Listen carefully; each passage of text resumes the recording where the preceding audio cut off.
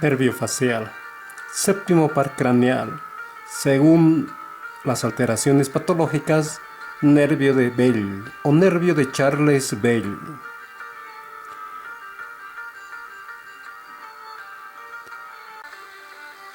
Haremos un resumen del nervio facial desde su origen real, origen aparente, trayectoria intrapetrosa, ramas colaterales intrapetrosas, su trayectoria en la celda parotidia, sus ramas colaterales extrapetrosas y sus ramas terminales de inervación.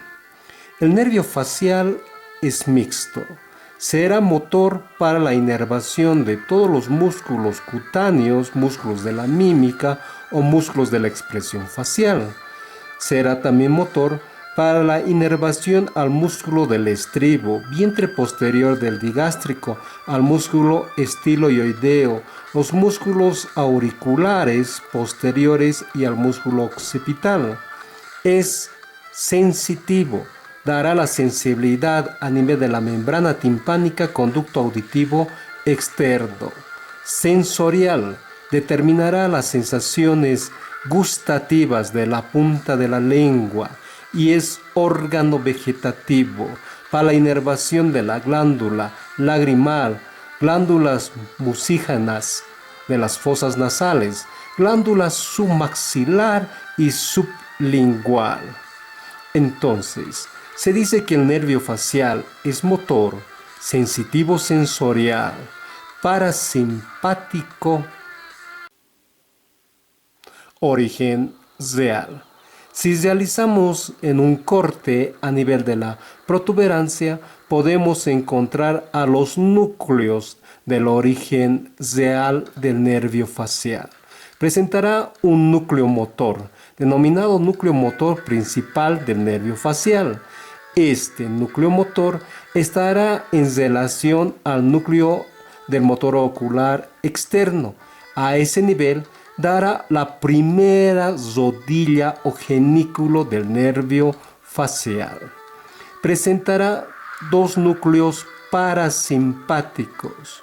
Uno, que es el núcleo salivar superior.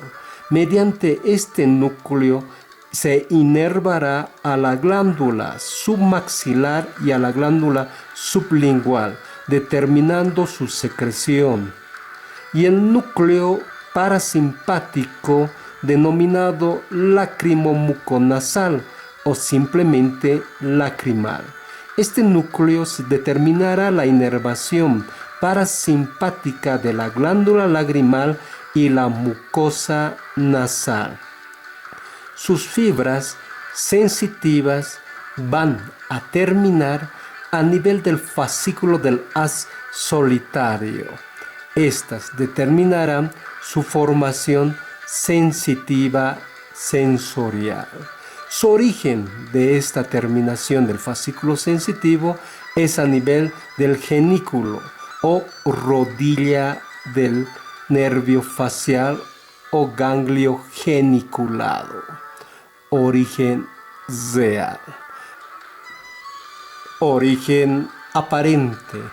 En una configuración del tallo cerebral que estará formada por el puente de Barolius, protuberancia, ponticulus pontis, por el bulbo o médula oblonga y la división entre ambas o la separación morfoanatómica por el surco bulbo protuberancial o línea bulbo protuberancial. En dicho surco presentarán la emergencia de pares craneales. Medialmente podemos observar la emergencia aparente del sexto par craneal, nervio motor ocular externo o abducen. Se menciona que se hará por encima de las pirámides o suprapiramidal.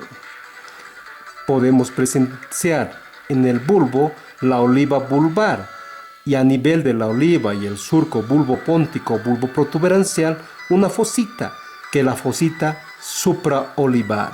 A ese nivel, la emergencia del séptimo par craneal del nervio facial. Lateral al nervio facial suprapeduncular, la emergencia del octavo par craneal, vestíbulo coclear auditivo.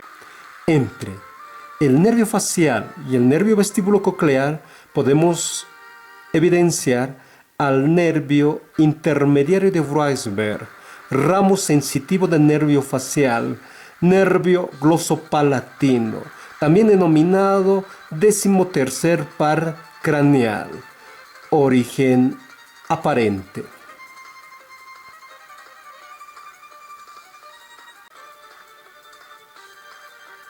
En la trayectoria del nervio facial, después del origen aparente del surco bulbopóntico, su fibra sensitiva y su fibra motora darán el trayecto del piso posterior al piso medio de la base del cráneo, en busca de la cara posterior superior del peñasco. A este nivel se encontrará el conducto auditivo interno o meato interno. El nervio facial estará superior al nervio vestíbulo coclear apoyándose a ella como en un canal. Su relación medial será también con la arteria timpánica o laberíntica.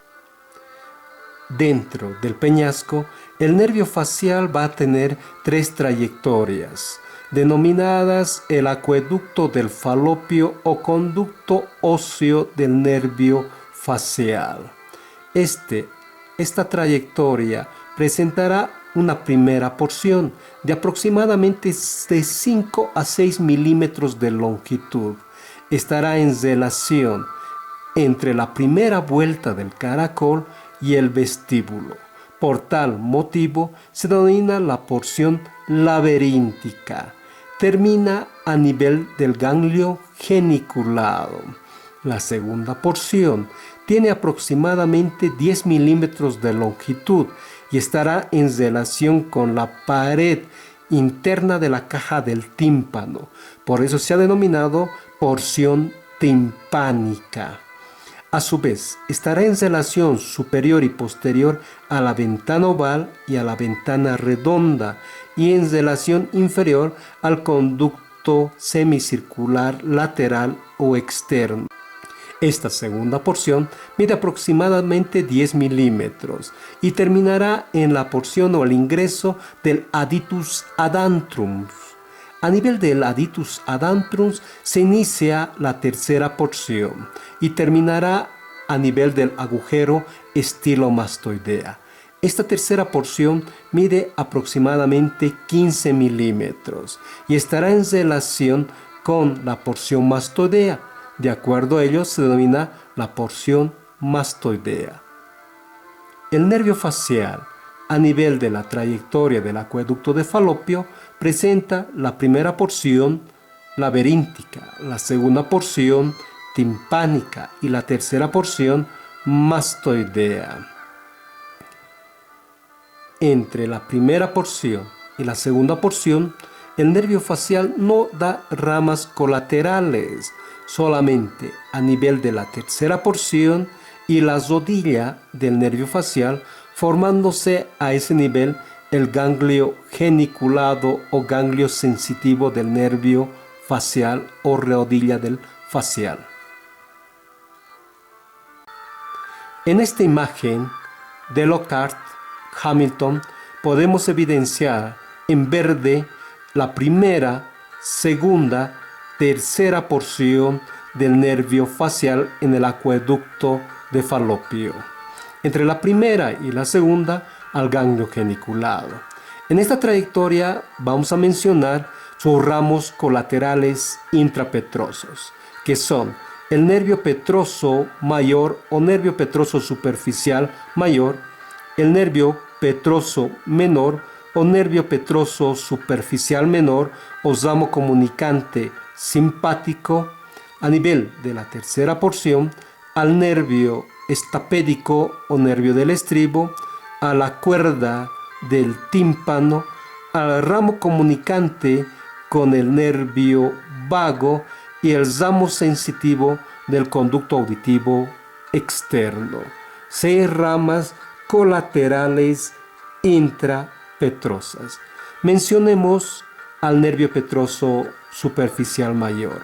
El nervio petroso superficial mayor nace del vértice del ganglio geniculado, presenta una trayectoria hacia anterior y saldrá por el hiato de falopios o conductos accesorios faciales de la cara anterosuperior del peñasco. Este nervio petroso superficial mayor, en su trayectoria, se va a anastomosar con el nervio petroso profundo mayor, que es un ramo colateral del nervio timpánico o de Jacobson, que corresponde al glosofaringio. Una vez más, encontrando por la superficie de la arteria carótida interna, se encontrará el plexo simpático pericarotidio, y de esa forma este plexo dará un ramito simpático, formando al nervio pterigoideo o nervio vidiano. El nervio vidiano podemos mencionar que presenta tres ramas aferentes, que son nervio petroso superficial mayor, nervio petroso profundo mayor y el ramo simpático pericarotidio. Este nervio vidiano o nervio pterigoideo terminará a nivel del ganglio esfenopalatino o de Meckel. Nervio petroso superficial menor o ramo comunicante simpático. El nervio petroso superficial menor se va a anastomosar con el nervio petroso profundo menor, que es un ramo colateral del nervio de Jacobson o nervio timpánico, que corresponde al glosofaringio. En su trayectoria se ha de encontrar con el plexo simpático de la arteria meningia media. Una vez formando las tres fibras, darán origen al ganglio óptico o ganglio del nervio maxilar inferior. Nervio estapédico. Este nervio estapédico o nervio del estribo nace aproximadamente a 5 milímetros por debajo del origen de la tercera porción del nervio facial. Se va a dirigir su trayectoria anteriormente y saldrá por un ostium de la formación de la pared posterior de la caja del tímpano a nivel de la pirámide, para dirigirse e inervar al músculo del estribo. Aproximadamente entre 3 a 4 milímetros inferior a él nacerá la cuerda del tímpano o cuerda timpánica, esta que saldrá de la porción timpánica por la fisura de Glaser o fisura petroescamosa anterior, próximo a la apófisis espinosa por un ostium. Esta cuerda del tímpano en su trayectoria se va a anastomosar o acompañar con el nervio lingual, que corresponde al trigémino. Próximo a la salida del agujero estilomastoideo, vamos a encontrar al ramo comunicante con el nervio vago o décimo par craneal y el ramo sensitivo del conducto auditivo externo como última rama colateral intrapetrosa, que sale por el agujero estilomastoideo. Este ramo sensitivo se encontrará a nivel del borde anterior de la apófisis mastoides y va a inervar la porción posterior del conducto auditivo externo y parte de la